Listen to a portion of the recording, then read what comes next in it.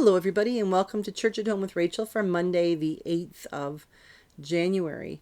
This week, as I've said last week, this week, all of the videos will be produced or will be released on YouTube, but not on Facebook or by email. So my apologies for those of you who rely on that. I hope you figured out how to subscribe and to watch here. I'm in Brandon. I'm on my way. As you watch this, I'm on my way to Brandon, out the door and driving for 10 hours to get to Manitoba, where I get to hang out with my new diocese for a couple of days this week, have a bit of fun, get to know people, get the lay of the land, get to see my new house where I'll be living, which is exciting. So please pray for me and for safe travels. Today I'd like to share with you a little a paragraph from this book, Common Prayer, a Liturgy for Ordinary Radicals. I was reading this last week and last Thursday, I think, last Friday, and there's a paragraph here. It says, "In the sayings of the Desert Fathers, this story is recorded. One day, Abba Arsenius consulted an old Egyptian monk about his own thoughts. Someone noticed this and said to him, 'Abba Arsenius, how is it that you, with such good Latin and Greek education, ask this peasant about your thoughts?' He replied, 'I have indeed been taught Latin and Greek, but I do not know even the alphabet of this peasant.'" I find there's something really powerful about that. This idea that, he didn't know the alphabet of this peasant.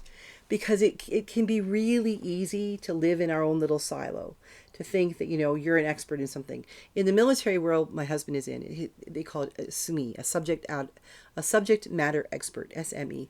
And so they'll call in a chaplain or a padre when there's a question of a religious belief, or if they need, somebody's asking questions about I don't feel that I should have to participate in this training, or I need something because my religion says so.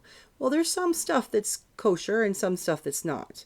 Things like I shouldn't have to cut my hair because my religion says so. Well, in the military in Canada anyway, there's a really good book, an interfaith book that talks about which things are absolutely necessary to the faith and which things aren't.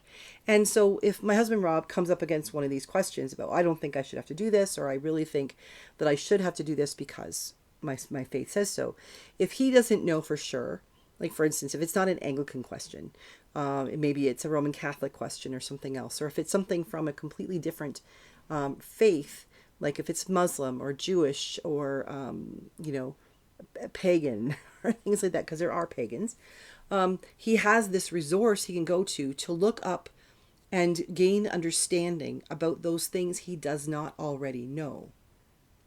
And that's really important because it's recognized that even subject matter experts, people who are hired because of what they know, even the SMEs don't always have all the answers. Sometimes they have to go and look up other information. And I think that's really important, especially these days in our lives. I mean, I like listening to Bo, the Fifth Column. Lots of you know that I do that on a fairly regular basis. And sometimes I binge on it. Like if I'm working on bulletins or something, it's been a few days or a week or two since I've had a chance to sit down and listen to him. I'll put him on in the background and I'll work away. And the reason I like that is not because I always agree with him, although I usually tend to. It's not so much that I agree with him, but it's because he is a bit of a subject matter expert, and I can turn to him for a different perspective or a wider perspective. He presents things, I know it's mostly what he presents is American context, but as a Canadian, I recognize that what happens in America often has a ripple effect in Canada. The same way as what happens in Europe or in Asia will have an impact on Canada. It might be big, might be small, but things happen. And I listen to Bo, and he helps me to think, I have a lot of those, I hadn't thought of it that way before. And that may or may not change my stance on something, but it allows me the opportunity to change my stance. Does that make sense? We can go through our lives thinking that we know everything about everything. And then it really, really hurts our noses when we fall forward and bust our faces open because we tripped over our own inability to see what we can't see. If I believe absolutely that the earth is flat, there will come a time when I should fall off the edge of the earth. And what happens to me when I don't? I have to rethink. I have to come back. Now, if I've gone out there and, proclaimed on YouTube that I'm a flat earther and there's no way that the earth is round, and eventually I discover for myself that the earth indeed is round, then I've got egg on my face. I got to come back and apologize and say, hey folks, I was wrong. I'm so embarrassed. But isn't it easier, rather than getting to that point where we recognize we have to publicly say, wow, was I ever wrong? Isn't it easier to simply say, maybe there's more to know about that particular topic? Like the monk, the Abba, the father who went to a peasant to say, teach me what you know. When we open ourselves up to a completely different context, when we allow ourselves to learn a new thing, to see the world through someone else's specs, it doesn't mean that we are wrong. It doesn't mean that what we have known before is incorrect. It just tells us that maybe it was incomplete, that maybe there is more to life that we need to learn. And there's nothing wrong with that. It's great to be educated in what you are. It's great to be a SME about yourself.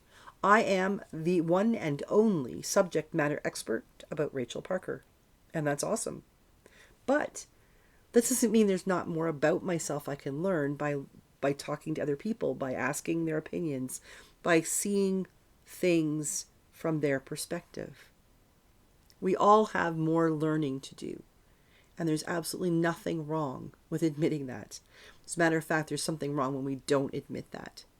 So I'm learning a whole lot. I guarantee you, even just in my drive to Brandon today, I will be learning a whole lot of stuff I never knew before.